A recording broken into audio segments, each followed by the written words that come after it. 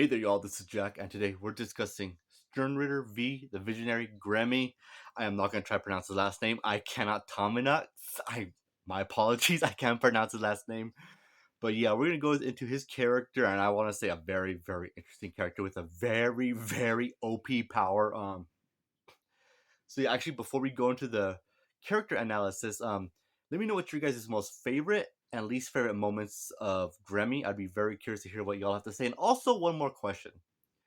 Do you guys think if Gremmy didn't die against Kenpachi, do you think he also would have been one of the elite for Yuha invading the Soul Palace? I personally think so. I'm not. I've asked several people this question before, IRL, and a lot of them say yes, and some of them say not really because they don't think he was, I guess, stable enough to take with Yuha, which is a fair question, but or fair answer, excuse me. So yeah, very curious to hear what you have to say about that. So let's just jump right to the review, shall we? Okay, so Grammy. First of all, a Sternritter that appeared on a manga cover, pretty cool. And also, okay, let's talk about his other two creations first because they appeared before him. Jazz Domino, which he's a creation of Grammy. If you didn't know that, also that was only revealed in a novel that was not created by Taite Kubo. So take it with you will if you take it canon or not. I personally don't, but that's just the way some stuff is. And also Guilhe, I'm not gonna pronounce his last name either. Yeah, another very very OP Sterner with a very powerful power that he just seemed to go up against the wrong opponent. But to be fair, when you have Guilhe's power of erasing your presence, erasing your people's memories of you, and erasing your existence, and you go up against a child, you think you'd be able to win, but no, it didn't work out for him that well. Until eventually we all know that Grammy killed him. But of course, let's go right to where we first see Gremmy, anime only exclusive scene where he's actually at the meeting with all the other Sternritters right before they were going to invade the Soul Society for a second time in the hide in the shadows. So again, that was very cool that we saw him. I was actually very surprised to see that. Not that I complained, I actually liked that. We saw a lot of Sternritters, like we also saw Nizel was all there, even though he comes in just for a little moment and dies. But Grammy, we saw him there. Grammy's just there chilling. I mean, very interesting. I would have loved to have seen some of these Stern readers interacting. I would like to see some. Well, it makes sense because in a point where even Askin they cut this out of the anime, but they in the manga, Askin implies that Grammy is just some crazy kid that they just keep locked up. When I say him locked up, I mean just like just in a castle. They don't ever really send him out because he wasn't part of the first invasion. But yeah, I guess no one really wants to talk to him or anything because Grammy's like insane, which he kind of is in a weird way. He is insane when when he's in the mood to fight. He says he's never been, but when that first urge to fight, where he actually starts getting pumped up and ready to fight. So let's just go right to him, right? So essentially, we see him just pop a hole right in Guilhe. Then Grammy's saying, "Yeah, you know what? You got some great abilities, but I can't see you getting any farther in this fight." So pop, Guilhe gets destroyed, which Guilhe is very independent. But he does seem to want to please Grammy. Very odd. But when Guilhe gets, a big chunk of him destroyed, and then Grammy, is like telling him, "Yeah, you're done here." Then he immediately texts Grammy. Grammy just pops him. So very interesting that Grammy has the ability to do that to, his creations, where they have full sentience and also preservation, but they still want to help him to an extent. So again, very interesting with Grammy's power. And then of course Grammy goes against Yachiru. That doesn't really go that well as he turns her bones to cookies because Grammy's like, okay. Here's my theory on Grammy. Let me know what you guys think. Honestly, Kubo could have given the answer. I'm just not aware of it. But my assumption is the form we see Grammy, that's the form he is, in his brain state. Because we all know, he's a brain. But that's what I assume that's his state. That's his, that was the body he had when he turned to, well, somehow when he became a brain. That's always been my head canon. That's the form he is. That's just not a form he's taking. Randomly, that's the form he had. When he became a brain, and he kind of has that somewhat childlike. When I say childlike, he doesn't act immature like a child.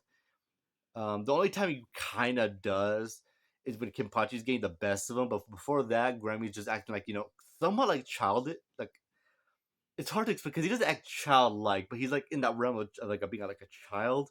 I don't know psychology of children. I'm gonna admit that. I wouldn't know, but I'm assuming. I sure wasn't like Gremmy when I was a kid. I was a brat. But yeah, Gremmy just being like that kid that just thinks he's better than everyone. I guess snob, like a snob kid, kind of is what I'm trying to look for here. But being Gremmy, just because he's always something. Yeah, he's the best. He's the strongest, and he's here to fight Kenpachi because he heard Kenpachi's the strongest. He wants to just go up against Kenpachi and just take him out. Makes sense for Gremmy. And right before he could actually finish off Yachiro and Isane, um, that's when Kenpachi arrives.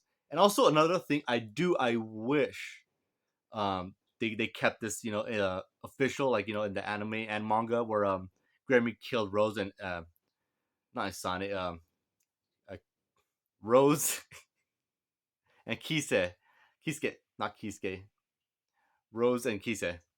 Why am I saying Kisuke, not Kinsei? I'm so sorry.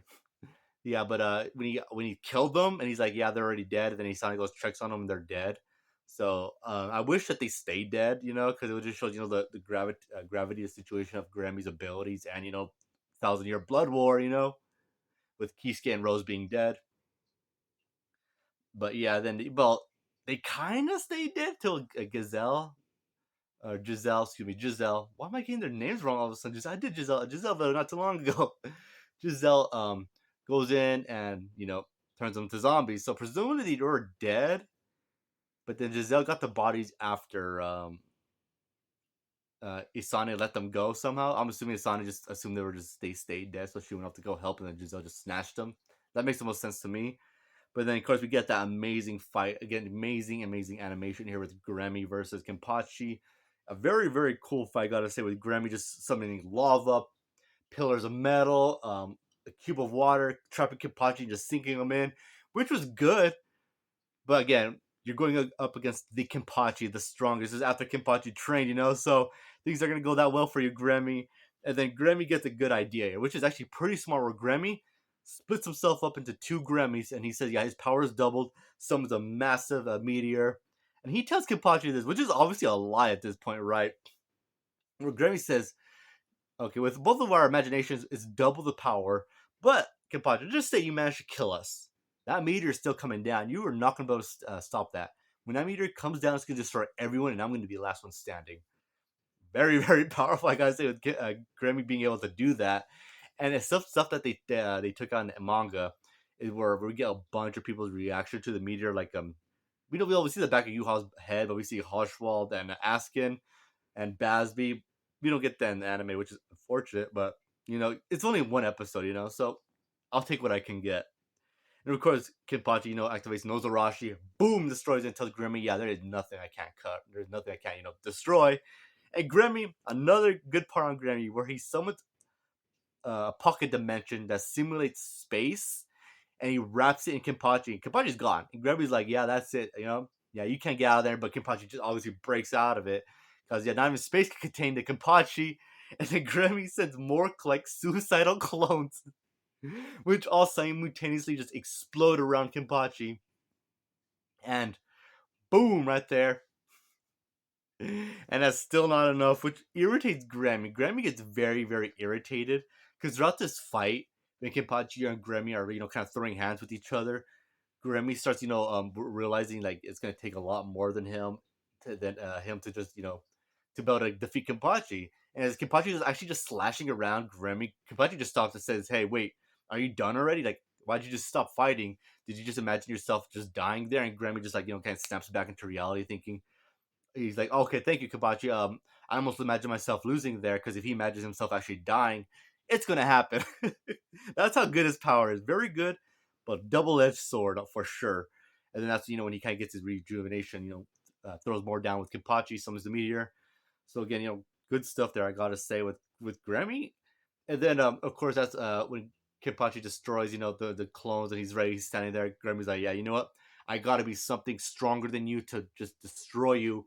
He goes up and transforms his body, but his body kind of like self destructs a bit, and he just kind of like dies. And Kenpachi makes the assumption like, yeah, you really couldn't imagine a monster stronger than me. You couldn't imagine someone stronger than me. But Grammy's like, no, that wasn't it. The problem was as his brain like flies out of his body, which surprised like I'm not gonna let everyone when we're first reading this chapter, I gotta say. And Grimmy's like, no, it's not that. It's just that my imagination is too perfect. But the problem was, I just couldn't imagine all that power you have in that body. I can't imagine that. And Grammy, when he's starting to disappear, he's like, well, this is it. I lost. It's scary because what if I can't imagine in the next world? But you know what? That's just the way things are. And Grammy goes out like like pretty maturely. I gotta say, for someone that was just absolutely powerful, and then just got taken down. He's like, yeah, well, I lost. I mean, messed up. I'm gonna die, and I don't know what's gonna happen to me. But yeah, whatever. I'm dead. But so yeah, that's it for Grammy. He does not come back at all. But I really, really do like his power. I think it's very, very interesting. Gremmy the Visionary, and let me rate this character. Not bad at all. We got no backstory for him whatsoever, but he is a character that fulfills his purpose very, very well against Kenpachi. There's some stuff he could have done, like he could have made like acid, smoke, like not smoke, but like poison gas and stuff like that. Or create more creatures to help him fight. Yeah, there's a bunch of stuff Gremmy could have done, which would have been cool. I would have liked that if they added that into the anime, but again, you can only do so much in a 30 minutes time slot. But overall, I will criticize Gremmy for that because he should be smart enough. But then you could argue, well, Grammy's never fought anyone this powerful before, right? Like what he thought of usually would obviously get the job done, which to be fair, it would. It would get the job done in most cases except against Kenpachi. So I will say Grammy as a character. I mean, I do not want to give him this low, but I just have to because he gets the job done, but he does act so stupid in some parts. So I'm giving him a 7 out of 10.